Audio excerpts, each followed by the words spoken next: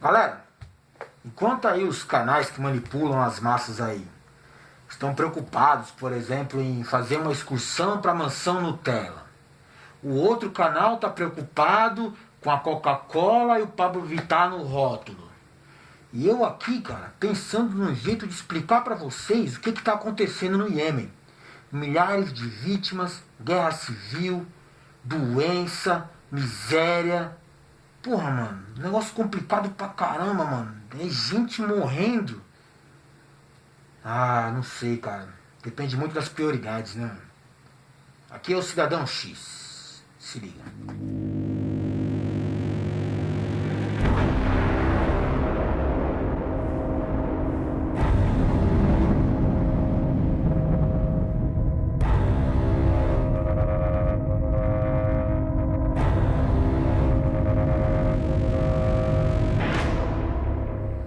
Galera, para te explicar sobre o Iêmen, né, é muito complexo. Né? Em se tratando de Oriente Médio, é tudo dificultoso ali, cara. Desde a formação atual das fronteiras do Oriente Médio, né, no final da Primeira Guerra, principalmente depois da Segunda Guerra Mundial, virou bagunça aquele lugar lá. Né? Mas eu vou tentar fazer de um jeito mais saudável para passar para vocês aqui. Bom, tinha lá os líderes, né, das nações do Oriente Médio ali envolvidas na produção de petróleo. Então esses líderes, né, você pode chamar de tirano, de califa, de imperador, de ditador, chama do que você quiser. São os líderes dessas nações aí. Esses caras aí perceberam que, porra, eles eram dono de um dos recursos mais importantes do planeta Terra, o ouro negro, petróleo. Só que eles eram os produtores e os donos desse ouro negro. Só que eles não tinham o poder que os exploradores que ficavam com o óleo negro tinham. E aí os caras pensaram, porra, mano, a gente produz, a gente é dono do negócio e a gente não manda em nada? Quem manda? Quem manda é quem comprava, quem negociava, quem ficava com esse ouro negro. No caso, o imperialismo norte-americano, que sempre teve essa ambição por acesso ao ouro negro, porque na verdade ele se tornou o lastro da moeda mundial aí após a Segunda Guerra. Então os líderes locais ali, eles iniciaram um plano de assumir o controle, né, da produção e da venda do seu ouro negro. Eles iam questionar a autoridade dos exploradores, dos imperialistas que tomavam conta do poder na região. E aí você vê líderes como Gaddafi e o próprio Saddam Hussein encabeçando essa coisa aí de questionar, né, o poder norte-americano no Oriente Médio. Por que simplesmente os Estados Unidos podia chegar no Oriente Médio, pegar todo o petróleo que ele quisesse, pagar o preço que ele quisesse e depois negociar no preço que eles definissem? E os produtores ali, que faziam todo o trabalho duro, ficavam com aquilo que os Estados Unidos queriam que eles ficassem. Não. Se os Estados Unidos conseguia ter o poder que tinha mediante o acesso a esse petróleo, então logo eles, que eram donos do petróleo, poderiam ter um poder equivalente ao dos Estados Unidos. Então esses líderes, como eu disse, de Gaddafi, Saddam, né, foram considerados a gangue do mal, né, a gangue do mal do Oriente Médio.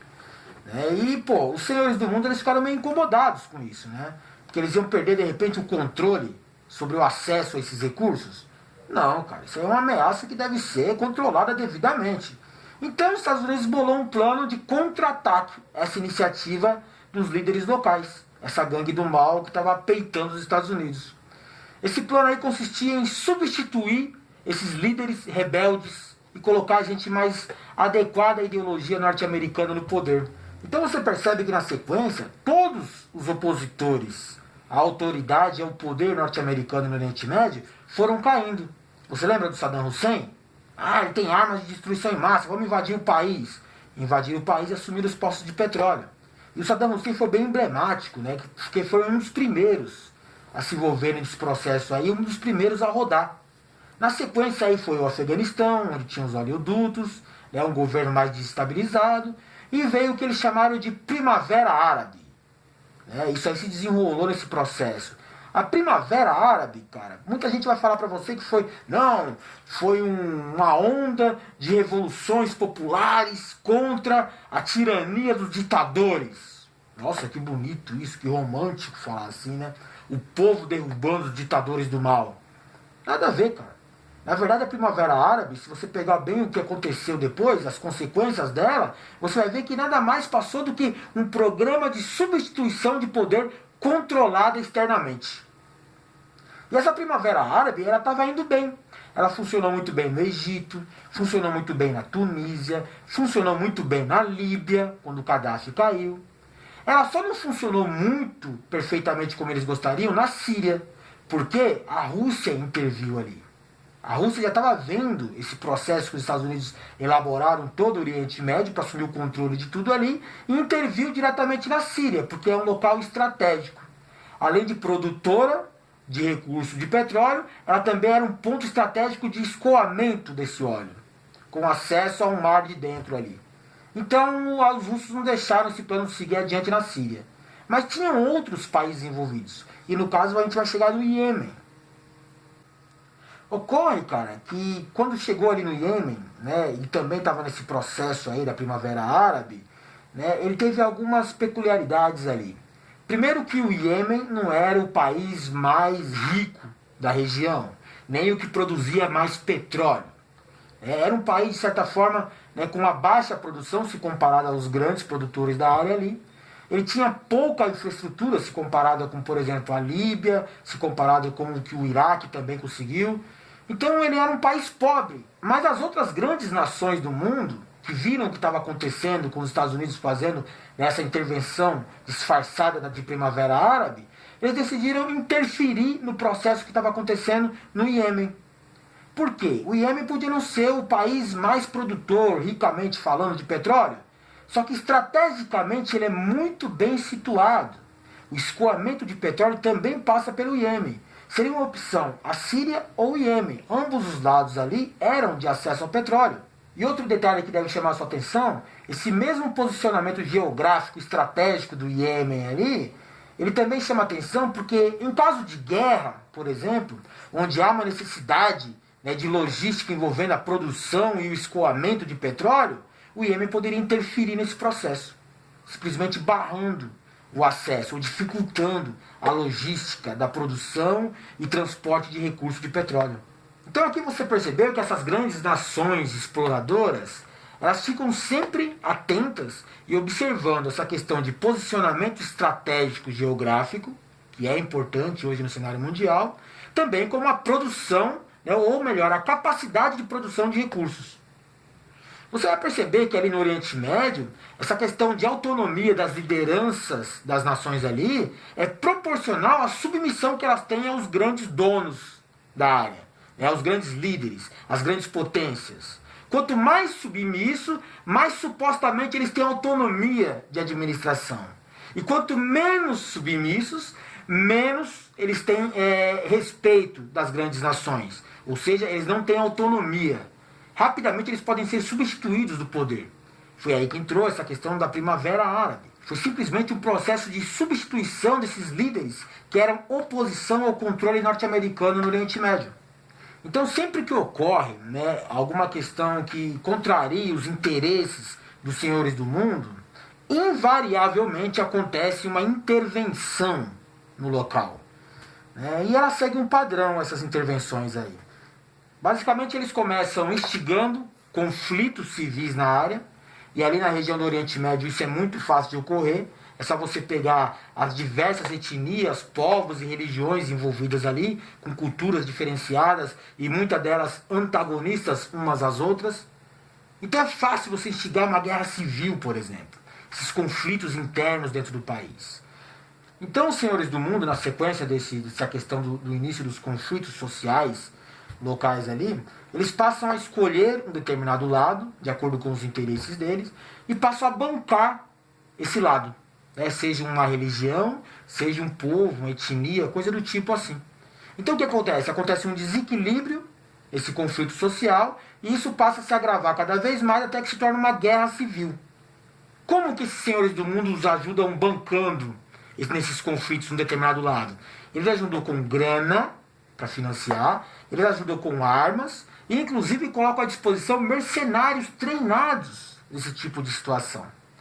Juntamente com esse processo de conflito civil iniciando dentro do país, eles também criam artificialmente crises financeiras que evoluem para uma crise política. Para quê? Para desestabilizar o governo local. E aí você tem um cenário perfeito para intervenção. Ou seja, uma guerra civil, crise financeira, que gera miséria, revolta popular. Você tem uma crise política que desestabiliza o poder do governo. E o que acontece é só você ficar esperando porque o presidente vai cair. O ditador, ou o califa, ou o imperador vai cair. O governo cai. Mas você se lembra que eu falei que no Iêmen foi um pouco diferente? Porque todo mundo se ligou no esquema padrão dos americanos. Então no Iêmen aconteceu o quê? No Iêmen, um grupo chamado G10 decidiu fazer diferente. G10 por quê? Consistia de um grupo de 5 países, dos fodões da ONU, que tem direito a veto nas resoluções da ONU, mais outros 5 países regionais da questão do Oriente Médio, que na verdade são fantoches dos americanos, são 5 líderes locais de países relacionados vizinhos ao Iêmen ali, e que seguem as ordens do americano que estiver no poder. E tem também, esse G10 chama G11, na verdade, porque também tem uma nação da União Europeia que também tem direito a decidir sobre o Iêmen. Mas juntou todo mundo e não fez porra nenhuma de bom. Por quê? Qual que foi a ideia deles? Toda vez que os americanos, no seu processo de Primavera Árabe ou substituição controlada de poder, interferiram nesses países aí, que tinham esses líderes opositores, eles simplesmente tiraram o ditador local e sumiram com o cara, para acabar com a sua influência política, para acabar com o poder do cara. E para isso eles não mediam esforços. Se ele tinha que matar, se ele tinha que sumir com o cara, exilar, não importa. O cara tinha que sair do cenário político. No Iêmen eles fizeram diferente, esse G10. Esse G10 queria fazer algo novo, algo de bom para o povo. Não, mentira. Eles tinham seus interesses envolvidos ali no Iêmen, sim. Mas, para fazer diferente, o que eles pegaram? Eles pegaram o presidente, ditador local, que chamava Saleh, não sei pronunciar o nome do cara, mas o sobrenome dele é Saleh, e simplesmente fizeram com que esse cara participasse do processo de democratização do país. Olha só, você pega o ditador e coloca ele envolvido no processo de democratização. Já começou errado. Logicamente que esse cara malandramente indicou para o novo presidente do país que estava se formando ali agora, o seu vice-presidente, ou seja, alguém que ele controlava, ou pelo menos ele achava que poderia controlar mais facilmente. O vice-presidente chamava Hadi. Então Saleh saiu do poder e colocou o seu vice chamado Hadi. Então o que começou errado vai terminar errado, concorda comigo? Esse processo de democratização, permitindo que o ditador continuasse influenciando na política do país, acabou por, digamos, ferrar tudo de vez. Como assim ferrar? Porra, você cria um governo fraco, fragilizado. Porque o novo presidente Hadi decidiu centralizar todo o poder do Iêmen, ignorando as questões sociais envolvidas. No Iêmen tinha diversos grupos definidos de oposição ao poder, questão de poder político dentro do próprio país do Iêmen, que mereceriam uma certa atenção. Mas o Hadi não deu atenção a esses povos. Simplesmente ele foi lá e assumiu o poder e falou: quem manda na porra agora sou eu. E, inclusive ignorou o Saleh. Ou seja, o Hadi assumiu o poder, democraticamente falando, deu um pé na bunda do Saleh, mas que ele não perdeu o poder que ele tinha, ele continuou com tropas leais a ele e influenciando na administração do país, e os outros povos, os outros grupos sociais que se danem, cada um por você. É aí que surge, nesse país frágil, fraco, desestabilizado politicamente, é aí que surge uma facção radical xiita. Eles são chamados de Houthis, sei lá. São pronúncias diferenciadas aí, eu não me apego muito com essa coisa aí não. Eles são o quê? Esses radicais xiitas é um grupo formado, criado, para combater, para enfrentar a opressão sunita. Então eles são radicais mesmo, eles são uma espécie de xiitas punks, certo? Os caras que vão para a cabeça, são xiitas nazistas, eles enfrentam os sunitas. E esses xiitas foram tomando poder dentro do Iêmen, porque o governo não estava bagunçado, como eu disse para você. Então esses xiitas Houthis, eles começaram a avançar dentro do Iêmen e tomar diversas regiões. Inclusive chegaram até a capital, Sanaa. E aí ficou maravilhoso, né? Porque de repente o grupo rebelde assume o comando de um país, inclusive da capital do país, prende o presidente, que no caso o Hadi foi preso por esses xiitas. Posteriormente esse Hadi conseguiu supostamente fugir. Aí disse que ele não havia renunciado, porque os xiitas haviam forçado ele a renunciar oficialmente. Ele fugiu, disse que não tinha renunciado, que aquilo era tudo uma montagem do poder xiita, e que ele não renunciaria, que ele continuava presidente do país. Junto a isso, tem aquelas tropas leais ao ex-ditador Saleh, que decidiu apoiar os xiitas para derrubar o governo do Hadi. Então você percebeu que virou uma bagunça no país. Tipo, ninguém mandava em nada e todo mundo mandava em tudo. A CIA, que não tinha nada para fazer e está a serviço dos grandes poderes externos do mundo, decidiu entrar no meio do jogo. Como que a CIA entrou lá? Ela colocou seus mercenários disfarçados, chamados Al-Qaeda, para também trabalharem dentro do Iêmen. Então você percebeu a situação que ficou no Iêmen? Um grupo xiita radical tomou o poder, ficou um presidente que deveria ter sido exilado com tropas leais apoiando os radicais.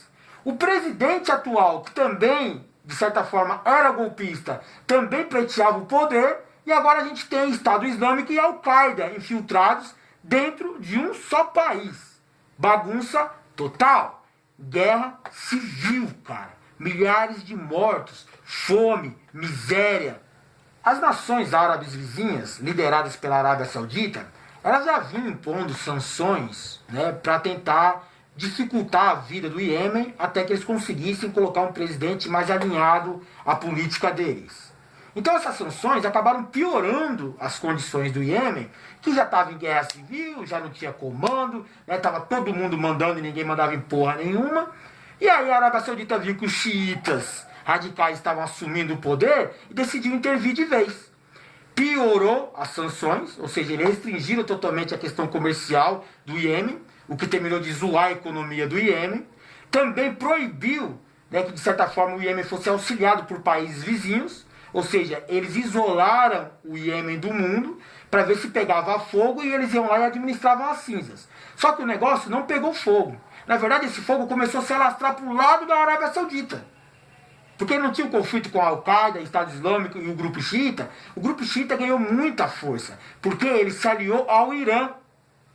Né? O presidente do Irã decidiu apoiar esse grupo xiita do Iêmen, porque na verdade o Irã não gosta da influência tanto da Arábia Saudita como de Israel no Oriente Médio. É uma questão de luta por poder e influência política na região. E olha só por que a Arábia Saudita decidiu intervir mais radicalmente no Iêmen, inclusive com bombardeios, ataques, invasão terrestre. Por quê? Olha só a situação da Arábia Saudita. Ela é lacai dos Estados Unidos, correto? Isso aí ninguém discute. Só que, ao norte, ela tem o Iraque. O Iraque também está nessa bagunça, tá sob, pelo menos os postos de petróleo estão sob controle norte-americano, mas o comando político do país vem sendo pouco a pouco conquistado pelo Irã. O Irã está interferindo diretamente no comando do Iraque. Ou seja, daqui um pouco o Irã vai mandar no Iraque. Então a Arábia Saudita tem o Irã na sua fronteira norte. E de repente o Irã está influenciando o poder político, apoiando os xiitas no Iêmen, que é a fronteira sul. Ou seja, a Arábia Saudita vai ficar cercada pelo Irã, ou pelo menos pela influência do Irã.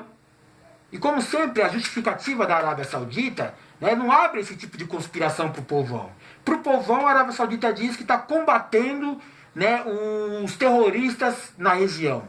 Ou seja, ela informa para o povo que os grupos que comandam o país no Iêmen apoiam atividades terroristas. E isso justifica bombardeio. É só você ver qual foi a justificativa para os Estados Unidos invadirem o Afeganistão. Atividade terrorista. Então, onde tiver atividade terrorista, está liberado para bombardear. E ninguém no mundo questiona isso. Pelo menos não quem deveria. Então, tentando resumir tudo que eu falei até agora, essa questão dos interesses externos, né, e o esquema chamado Primavera Árabe e a substituição controlada de poder segue um padrão bem definido.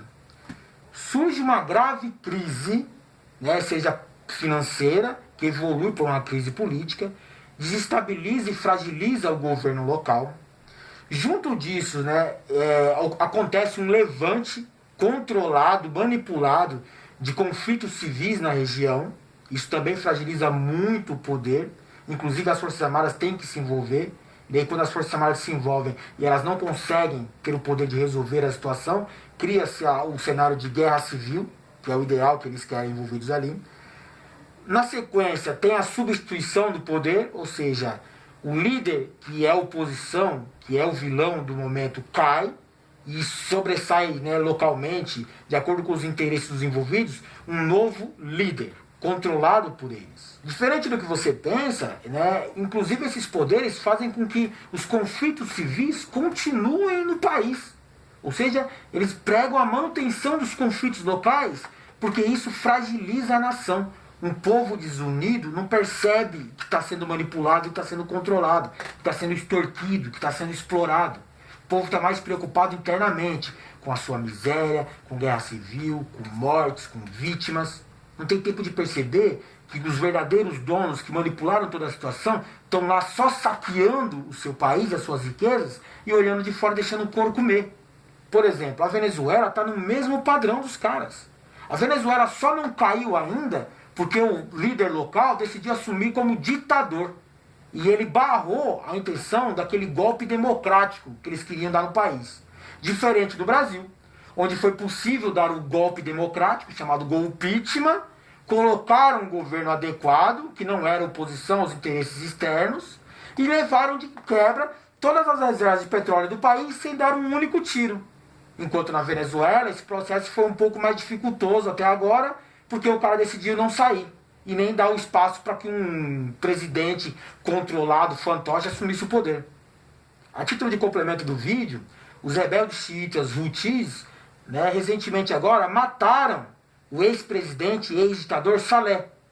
Por que eles fizeram isso daí? Porque o Saleh começou a fechar junto com o Hadi para fazer um acordo junto à Arábia Saudita e aos poderes externos para acabar com a guerra civil. Ou seja, ele ia formar uma coalizão interna dentro do Iêmen para combater os xiitas Houthis. E aí os caras se ligaram, se sentiram traídos, mataram o ex-presidente, e aí vai gerar mais conflitos, porque a Arábia Saudita estava vendo o cara com bons olhos, de repente agora ela vai ter mais motivos ainda para intervir dentro do conflito interno do Iêmen. E aí vai entrar os Estados Unidos para salvar os coitadinhos dos civis, né? E aí vai entrar a ONU, a OTAN, e aí pode entrar a Rússia, o Irã. Aí vai ficar engraçado. Com certeza vai ficar muito engraçado a região ali. Aqui foi o Cidadão X. Valeu.